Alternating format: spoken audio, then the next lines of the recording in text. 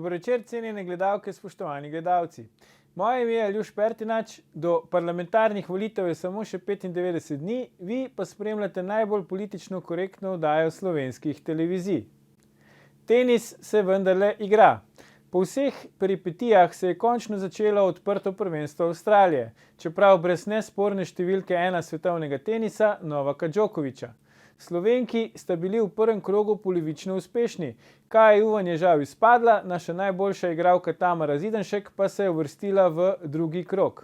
No, v igri dvojic pa sta skupaj Slovenki zmagali v prvem krogu in se prav tako uvrstili v drugi krog. Lahko rečemo le igra, set, dvoboj. Sedaj pa se lotimo 71. oddaje jubilejne 5. sezone Faktorja na TV3. Resnica boli, komentarji še bolj.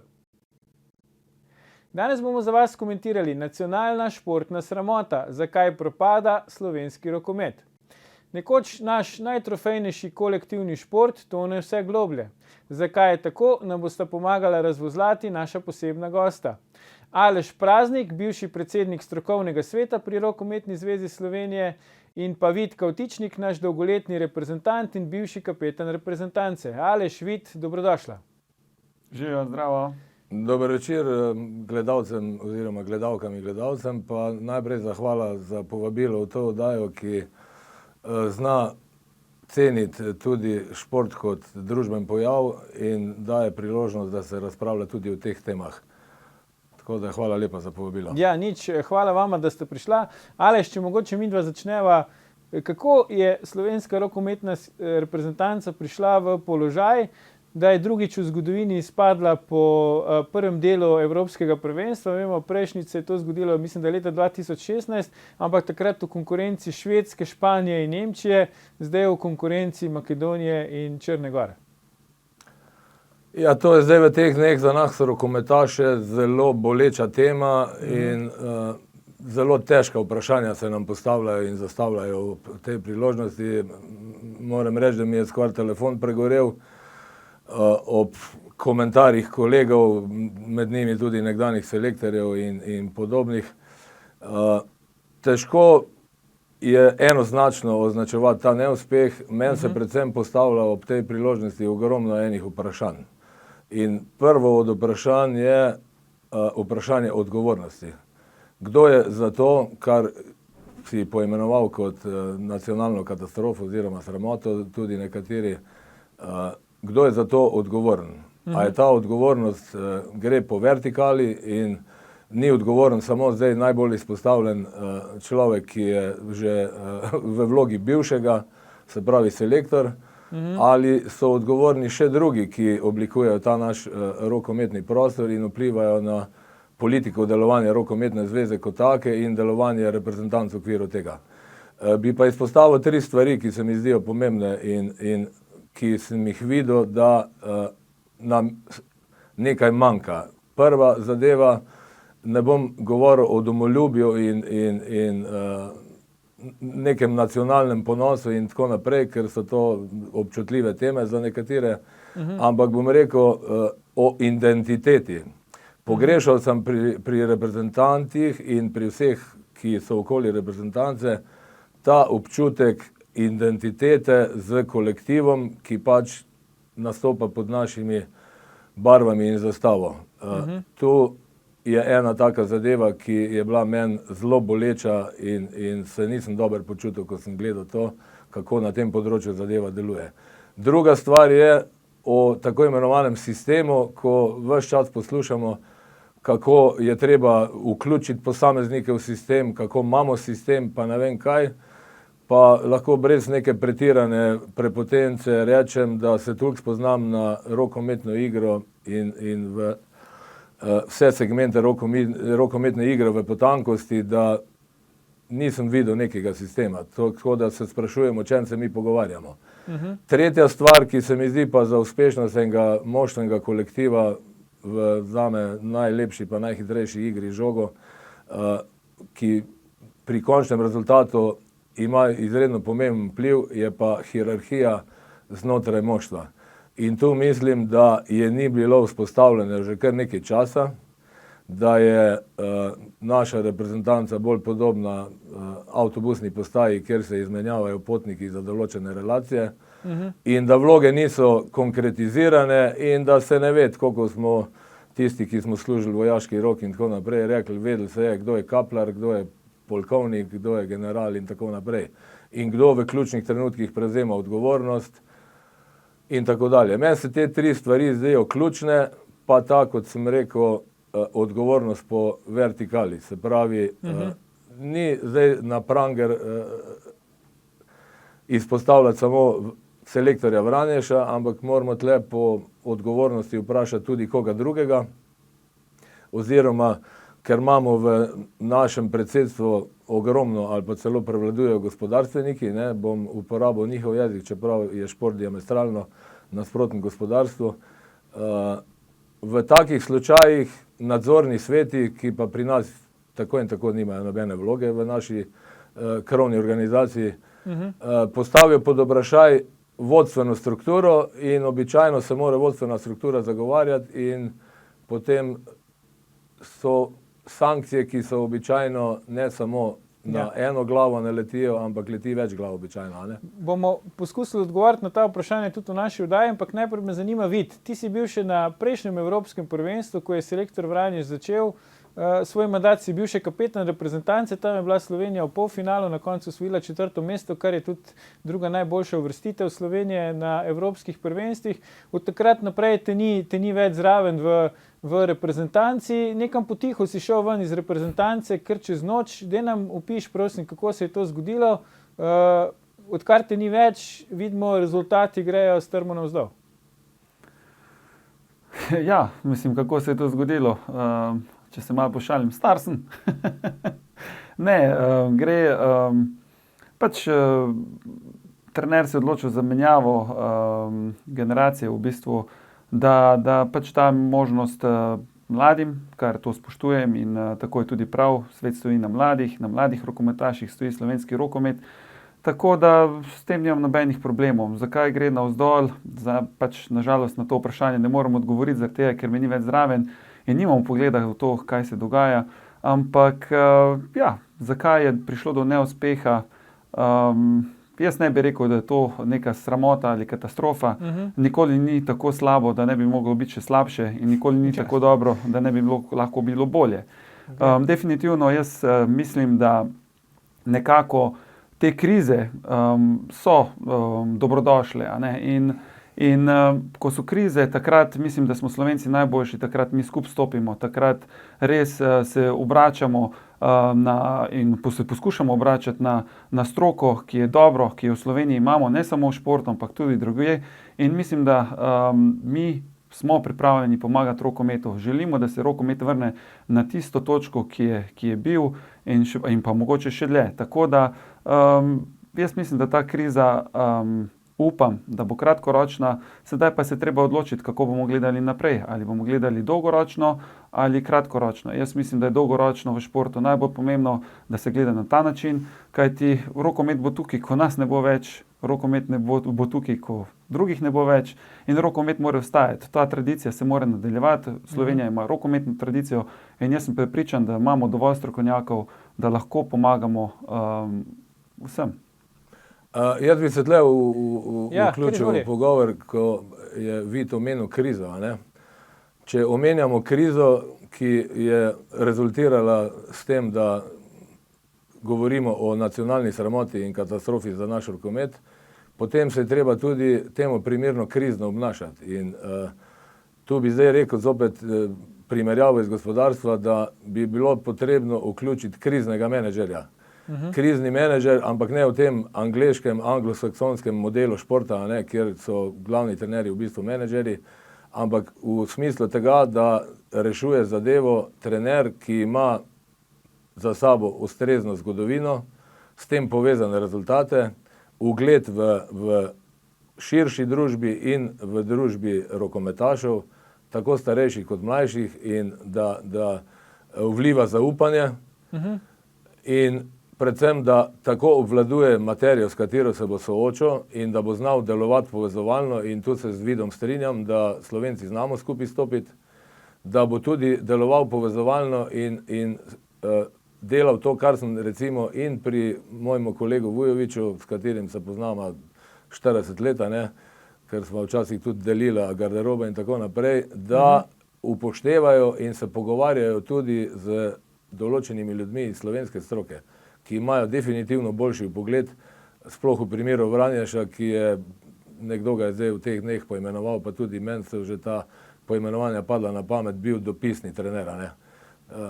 To delo nadaljavo, brez da poznaš prostor ljudi, da spremljaš bolj natančno vse, kar se v slovenskem rokometu dogaja, mentaliteto naroda in obnašanje in tako naprej, ker definitivno pri nas ni enaka mentaliteta kot na Švedskem. Tako da jaz se nagibam temu, da bi bila prava rešitev v vlogi enega takega človeka, ki bi vse to, kar sem zdaj našteval, vseboval. Ampak vseeno, ti si bil 20 let član reprezentance, ne? Bil si zraven v glavnih vlogah, tako rekoč, pri obeh največjih uspehih, se pravi pri obeh osvojenih medaljah, tako leta 2004 doma na Evropskem prvenstvu, kot 2017 na Svetovnem prvenstvu v Parizu. Takrat je bilo vsaj navzven videti, da imate vse to, o čemer je prej Aleš govoril, ne? Identiteta, odnos in tako naprej, hierarhija, vloge so bile razdeljene. Je bilo tako? Si ti zdaj nadaljavo to opazil, ko si gledal tekme slovenske reprezentance? Ja, mislim, ekipa zmaguje takrat, ko verjame, a ne, ko tudi zaupa trenerju, a ne. Najbolj pomembno je timski duh. Neštetokrat sem bil na tekmah, kjer nismo bili favorizirani, pa smo za timskim duhom in borbenostjo nadoknadili res veliko vrzel, a ne. In to je ta naboj, ki mogoče sem pogrešal, če odkrito povem, na letošnjem Evropskem prvenstvu. Zakaj je bilo tako? Nažalost tega odgovora nimam, ker nisem bil tam. Ampak ja, vsaj tako je bilo videti. Ni pa nujno, da so se igralci tako počutili. Jaz verjamem, da so igralci, in jih tudi poznam, verjamem, da so prišli motivirani, da so si želeli velikega uspeha, kajti vsi dajajo svoj prosti čas, da lahko prihajajo v reprezentanco. In mislim, ne bi bilo logično, da bi zdaj oni bili tam in ne bi dajali vse od sebe. Zakaj pač tako to izgledalo, zaenkrat ne vem, ali je bilo kaj narobe ali ne, to je brez veze zdaj ugotavljati, rezultat je takšen, kakršen je. Zdaj je treba gledati predvsem v prihodnost, treba je gledati, kako dvignati ta šport, kako se dvignati igralce predvsem, da bodo kazali čustva na igriščih, prava borbena čustva, in to je najbolj pomembno, kajti s tem, kako bojo oni igrali, bo rokomet profitiral. In to, kar je bilo, je treba zdaj pozabiti. Treba se veliko stvari naučiti, ampak je treba pozabiti in iti naprej. In o tem, kako naprej, se bomo pogovarjali po oglasih, tako da ne nam ujiti, gledalke, gledalci, se vrnemo v kratkem, ko nadaljujemo s komentiranjem, kaj se dogaja s slovenskim rokometom. Ostanite.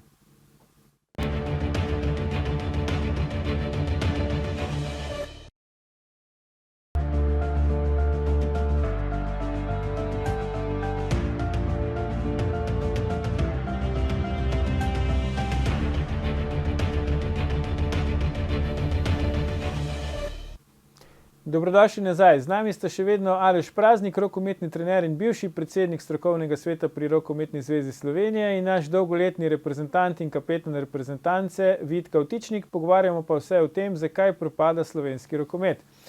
Aleš, rekli smo, preden smo šli na oglase, da se bomo pogovarjali o prihodnosti. Pa me zdaj zanima, ne?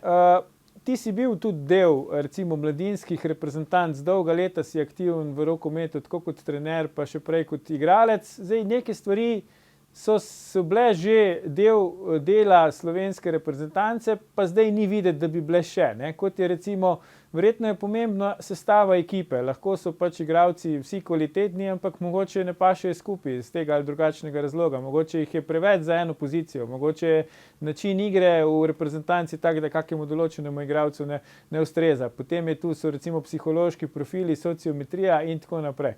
Zdaj, a to se uporablja v slovenski reprezentanci, se ne uporablja, ker potem, kar vidimo, ne, da imamo kar naprej neke probleme, pa ugotavljamo, da ta s tem ne more, pa z unim ne more, pa ta ni zadovoljen, pa on ni zadovoljen, imamo bolj občutek, mi, ki vdaleč to spremljamo, da tega ni, ne? Ja, jaz bom tle najprej rekel, da to, da smo mi sploh bili in da smo še lahko v prihodnosti, to sem trdno prepričan, konkurenčni svetovnim in evropskim rokometom, ki tako in tako predstavlja svetovni vrh, ne? Je to, da smo mi od časa začetkov naše samostojnosti, pa tudi že prej, zelo strokovno delovali na vseh nivojih. Od organiziranja tekmovanja mladih do vzpostavitve selekcioniranja posameznih selekcij, se pravi cele piramide od mlajših dečkov oziroma mini rokometa do članskih selekcij. Ne? In ne bom pozabil trenutka, ko je nekdani generalni sekretar Polde Kalin me zgrabil za roko in me peljal do svojega kolega iz češke reprezentance, ko smo bili na enem velikem tekmovanju z mladinsko reprezentanco, in je rekel, dajmo pojasni, prosim, kako pri nas deluje tekmovalni sistem mladih, kako deluje skauting za mlade, kako delujejo nacionalne mlade selekcije, trenažni procesi, kontrolni treningi, udeležba na posameznih turnirjih in tako naprej, izobraževanje trenerjev, licenciranje trenerjev in tako naprej. In ko sem jaz to kolegu njegovemu iz Češke predstavljal, se ni mogel načuditi, kako dobro mi to delamo, in ko smo potem tudi mi, ko smo začeli po svetu hoditi po raznih simpozijih in seminarjih in tako naprej, ugotavljali, da smo glede tega res vodilni v svetu. To lahko tudi Vid potrdi, ki je v bistvu produkt, ki je izšel iz tega načina dela, ker če ne bi na tem nivoju mi dobro delali, bi nam on kot izjemen talent in tako naprej, dober, pri njem so še druge stvari vplivale na njegovo uspešnost, bi verjetno se nekje v sivem povprečju izgubil, ker niti z reprezentanco, če ne bi bilo v ozadju dobrega dela, ne bi imel možnost uveljaviti svoje kvalitete in svojih ambicij. Ampak dobro, ti si bil 20 let, si bil reprezentant, bil si tudi, osvojil si večkrat Ligo prvakov, bil si tudi v nekih velikih klubih, recimo, ne vem, v Kielu, pa v Montpellieru. Skratka, različna ta rokometna okolja si spoznal. Koliko je zdaj ta organizacijski ustroj, koliko je vse to ostalo ob samem igrišču, pa delu na igrišču pomembno za nek končni uspeh, za nek rezultat ekipe? Ja, gledajte, jaz lahko primerjam z Nemčijo in Francijo. Mislim, Slovenija, tako kot je Aleš povedal, imamo res zelo dobro delo z mladimi. Imamo kadre, ki so usposobljeni za to, da lahko dobro delajo z mladimi. Imamo, oziroma vse takrat, ko sem jaz bil mlad, sem imel odlične pogoje, da sem lahko napredoval, in ko je bil čas, da grem ven, sem pač šel ven zaradi tega, ker sem si želel napredovati še bolj. Dejstvo je, da pač trenutno, nažalost, klubi nimajo toliko sredstev, da bi lahko nekatere igralce dlje zadržali, da bi pač lahko klubi bili mogoče malo boljši, imeli te mladi kader, mogoče še kako leto, eno, dve več, in bi s tem nekako dvignili ta nivo. Dvignali bi tudi to, da se igralec popolnoma razvije, kar bi bilo smotrno, in potem odide naprej. Tako da mogoče tukaj nekaj malo manjka, ampak mislim, da so nam vse tuje države so nam dobesedno favš, ko vidijo, kako mala država producira tako dobre športnike, ne samo rečemo rokometaše, košarkaše ali pa rečemo cikliste, kot sta Roglič in Pogačar. Tako da mi smo znani v svetu, da imamo zelo dober pogon, mlad pogon, zelo dobre športnike, ampak jaz mislim, da to prihaja predvsem zaradi tega, ker imamo dobre delovne navade in dobre vrednote. Mi smo vedno delavci, vedno delamo, kamorkoli pridemo, športniki v klube dobro delajo, oziroma po večini primerov dobro delajo, in mislim, da to nas krasi. Mogoče smo kot mentaliteta zelo zahtevni, zaradi tega, ker pač mogoče zahtevamo, da imamo vedno dobre rezultate, in nas tudi zaradi tega mogoče malo naša publika, naši navijači dvignejo.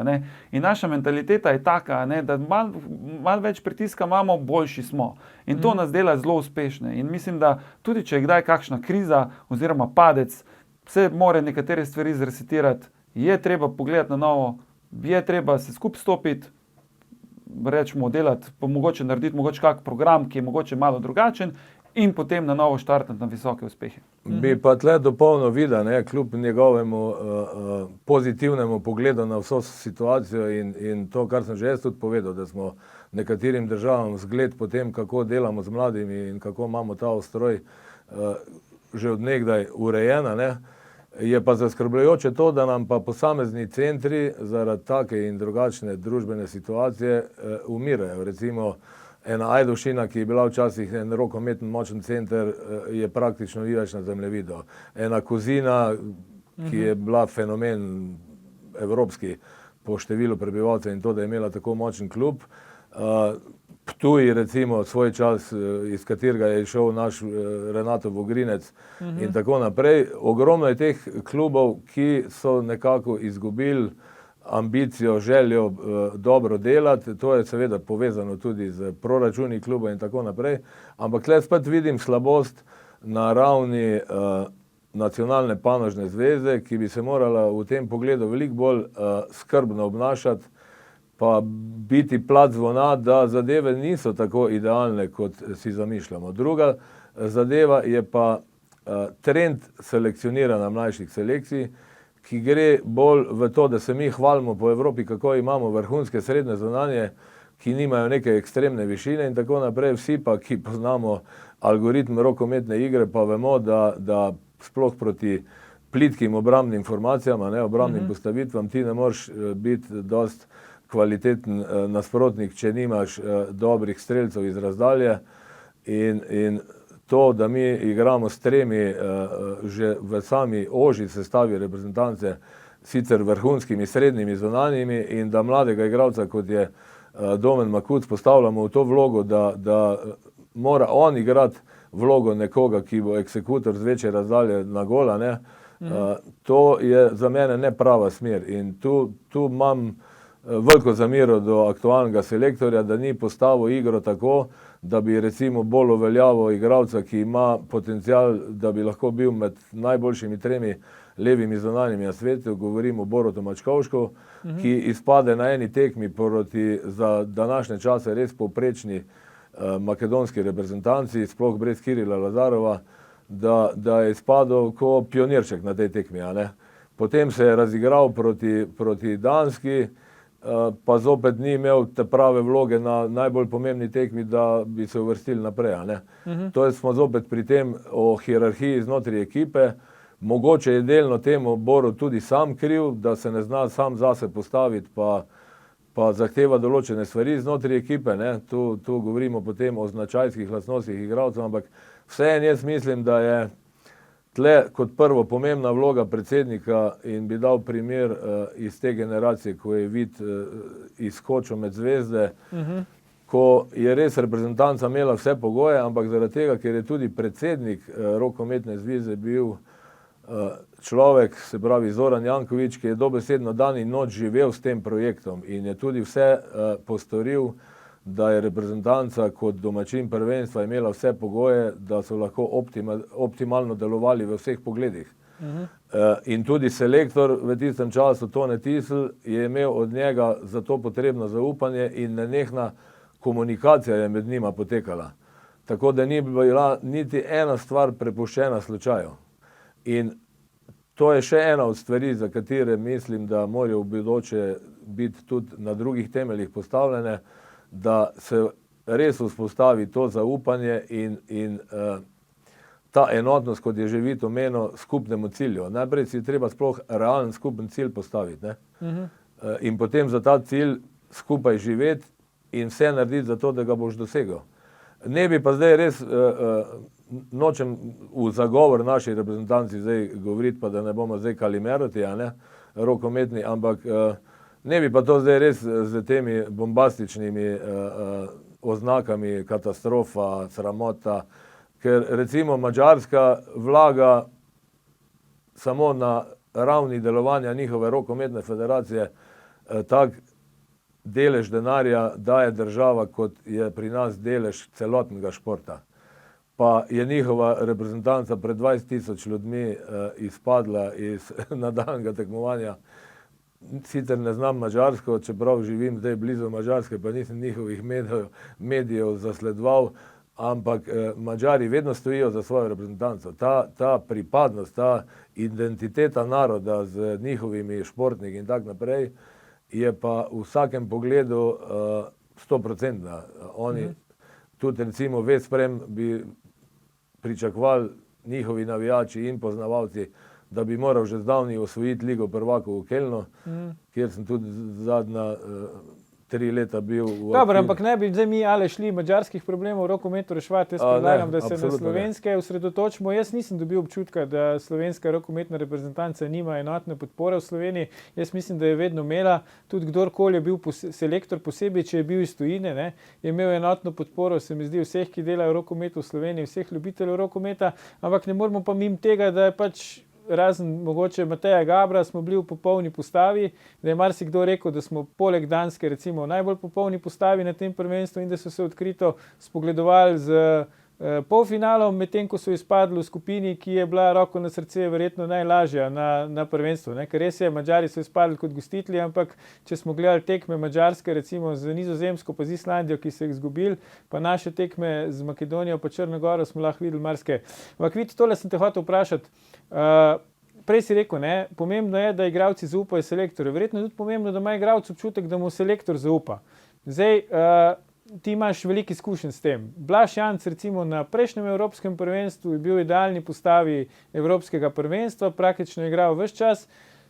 Previjamo do tega evropskega prvenstva, skoraj ni stopil na igrišče, na odločilni tekmi ni igral niti minute. Kaj se zgodi z igralcem, če na tak način recimo najprej ima občutek, da ima zaupanje selektorja, pol ga nima v tako kratkem času? Kako je za igralce to težko, recimo, s čim se morate vi spoprijemati na ta način, da potem lahko date vse od sebe na igrišču? Ja, definitivno brez zaupanja ni uspeha.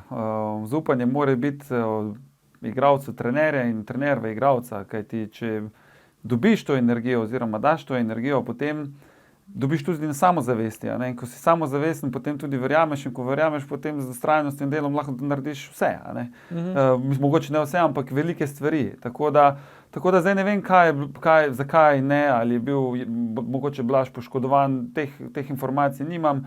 Tudi s trenerjem oziroma z Ljubotom se nisem pogovarjal, tako da tu notri se spuščati se ne morem. Ampak ja, je zelo pomembno, kot smo že prej rekli, da igralci imajo zaupanje trenerja, da igralci vejo, da jim trener zaupa in da seveda to se kaže tudi za minutažo. Nažalost pač je na igrišču samo 7 igralcev, tako da vsi ne morejo imeti iste minutaže. Zato je zelo pomembno, da pač trener oceni, kdo je v tistem trenutku v najboljši formi, kdo lahko največ pripomore ekipi in seveda potem si jim dati priložnost. Ali pa mogoče v nekaterih situacijah, kjer nekdo ni dober oziroma pričakuješ, da prihaja skozi prvenstvo v formo, daješ možnost, ker ga pač vsakega igralca v ekipi potrebujemo in zelo je pomembno, da pač se vsak člen oziroma član ekipe počuti dobro. To je zelo težko doseči, kajti v ekipi je 16 igralcev, plus še 2 sta bila v rezervi,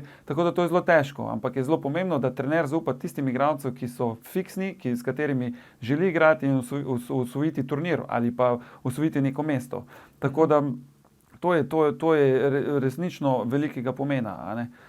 No, tle pri kreiranju tega zaupanja, ki je po moji presoji temelj za uspešno nastopanje, je pa osrednja oseba trener. In kako se naj igralec čuti, da mu vliva trener neko zaupanje in obratno, tle je nenehna interakcija med njima in med igralci, če po prvi napaki dobi klofuto dobesedno, ampak v prenesenem smislu, da ga trener potegne na klop. Zunanji igralci so imeli vedno večjo pravico do večjega števila napak oziroma zgrešenih strelov, in so ravno na tem tudi gradili samozavest, da si se lahko več zgrešenih strelov privoščili. In če tega nima, če po prvem zgrešenem strelu pokaže trener, pojdi v menjavo, ja s tem sigurno ne gradi medsebojnega zaupanja. In ruši igralčevo samozavest, posledično tudi neka razmerja znotraj ekipe in tu smo zdaj pri tistem, kar sem že uvodoma omenil, pri hierarhiji v ekipi in pri konkretno razdeljenih vlogah in pri tako imenovani skupinski dinamiki, ko obstajajo sociometrijski testi in tako naprej. Tudi tle, po moji presoji, trener igra ključno vlogo. Ker tako kot se on postavi vizavi ekipe in tako kot on razdeli vloge znotraj ekipe in izkazuje enim več zaupanja, drugim manj, beri minutažo večjo, manjšo, že tu on vzpostavlja neka razmerja znotraj ekipe, na osnovi katerih se potem tudi igralci temu primerno obnašajo oziroma odreagirajo na to. Tako da, kar zadeva te stvari, je kolega Vranješ padel na celi črti. Zdaj, ali je šel po tej smeri, kar je sploh moderno v sodobnem rokometu, da zaradi povečanega števila igralcev v ekipi iz 12 na 16, da imaš večjo možnost izbire, koga boš dal v igro, se je tudi povečala na nek način konkurenčnost v ekipi, ampak po drugi strani pa imajo sploh v vrhunskih klubih vsi ti igralci dost vrhunske pogodbe in če je nekdo, ki je kljub temu, da je dobro plačan, ker vsak igralec ima svoj ego in hoče svojo kvaliteto dokazovati, in če nima ustrezne minutaže, lahko to izraža z nekim revoltom, ki je lahko tihi revolt ali pa glasen revolt, to vid dobro ve. In lahko je to v garderobi ali pa na treningu na igrišču, ali pa nekateri ta revolt izražajo tudi pred širnim auditorijem, ali na televiziji ali v dvorani. In moderno je postalo to, da določeni trenerji kupujejo tako imenovani socialni mir v ekipi in delijo to minutažo tako, da zdaj smo pa vsi zadovoljni, vsi smo pred kamero, vsi smo lepi, vsi smo fajn, vsi znamo igrati, ampak učinek je pa pol na koncu tak, kot smo ga mi zdaj imeli na tem prvenstvu. Se pravi, vsi se imamo fajn, ampak noben pa ni odgovoren, pa nobenega pravega vzdušja ni, predvsem pa ni ciljne naravnanosti. Po drugi strani smo pa vsi deprimirani na koncu, vključno s fanti, ki enim recimo sploh ni jasno, zakaj se jim je to zgodilo. Enim ni jasno, to sem prepričan. Enim je, enim pa ni. Ja. Lahko zdaj še sam jaz nekaj povem. Izvoli, Vid, ja.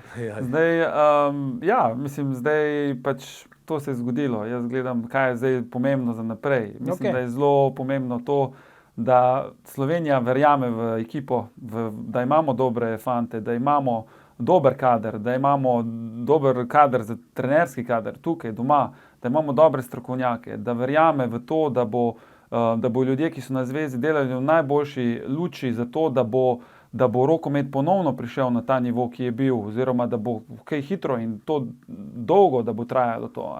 In zelo pomembno je seveda, da sponzorji stojijo ob strani zvezi, ker če ni sponzorjev, potem seveda bo tudi programi, ki bo zveza jih želela za mlajši delati in bo teže delati.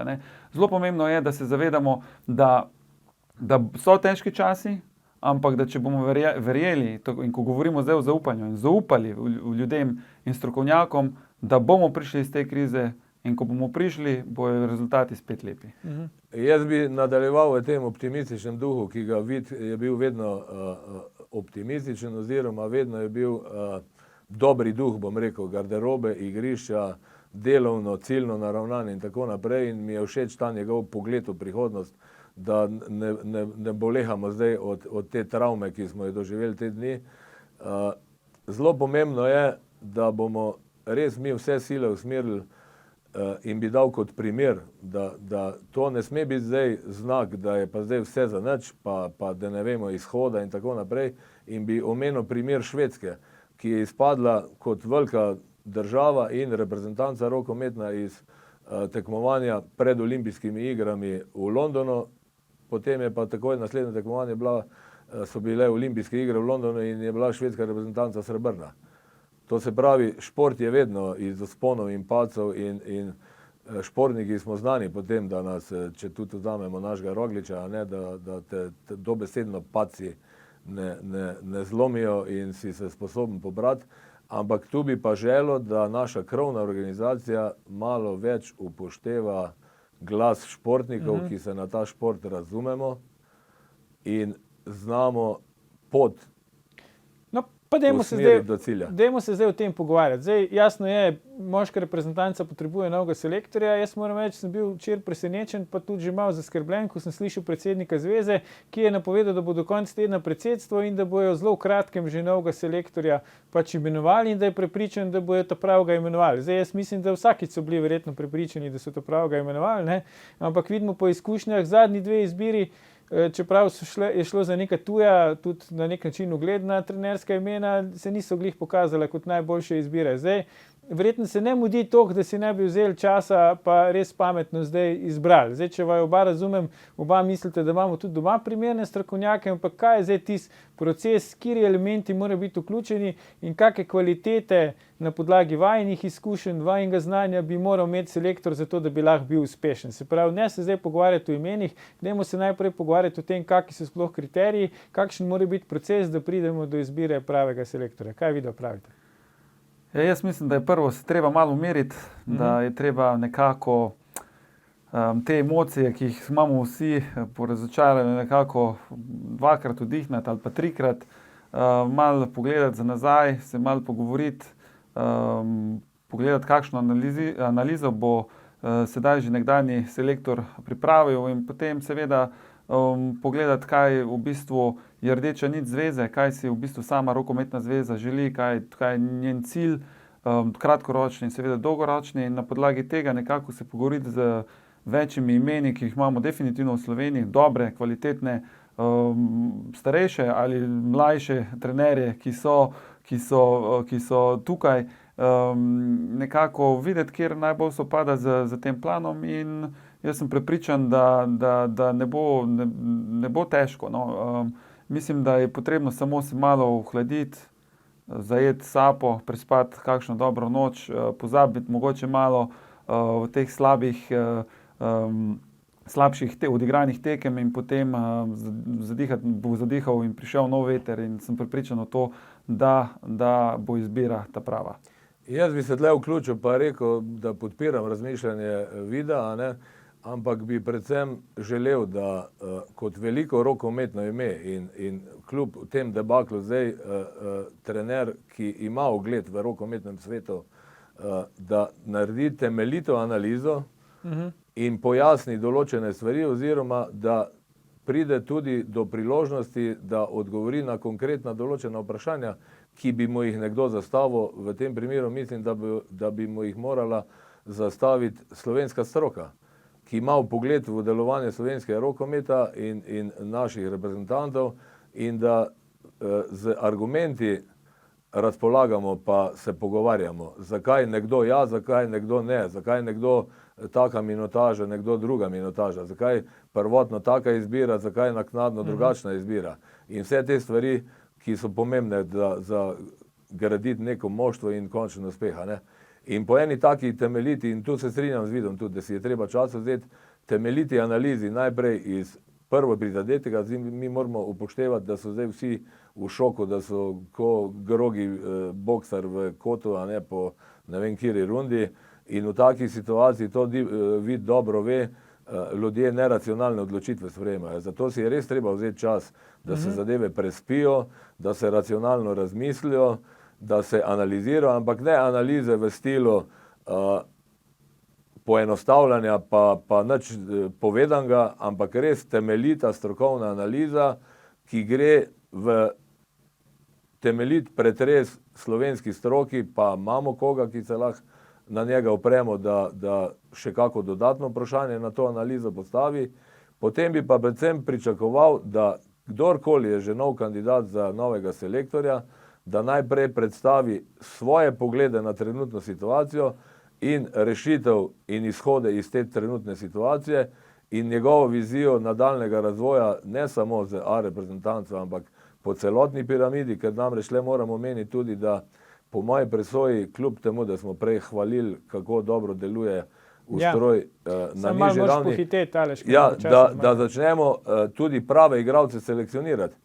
Ker če ne bomo konkurenčni po višini in moči in hitrosti in tako naprej, pa ne gre tu, čeprav sem jaz diplomant fakultete za šport, samo za neke psihomotorične teste oziroma motorične teste, ampak gre tudi za igralno sposobnost posameznika, pa njegove morfološke značilnosti. Se pravi, mi moramo začeti, da nam ne bo odbojka pa košarka pobirala visoke igralce, moramo začeti tudi to kadrovati, pa na kak način z njimi delati, pa tudi za ceno rezultata pri mlajših jih usmerjati, pa da ustrajajo pri tem, da se nam ne zgubijo pred računalniki. Držimo pesti, da bo kaj od tega tudi uresničeno, v vsakem primeru pa z veseljem še kdaj pokomentiramo v naši vdaji. Za danes pa Aleš Praznik, Vid Kavtičnik, najlepša hvala za vajine komentarje. Gledalke, gledalci, to je bil o rokometu že 675. Faktor na TV3. Jutri bomo za vas komentirali, kako korona vpliva na partnerske oziroma družinske odnose. Ne zamudite, predvsem pa ne pozabite. Ni vseeno, kdo kaj reče.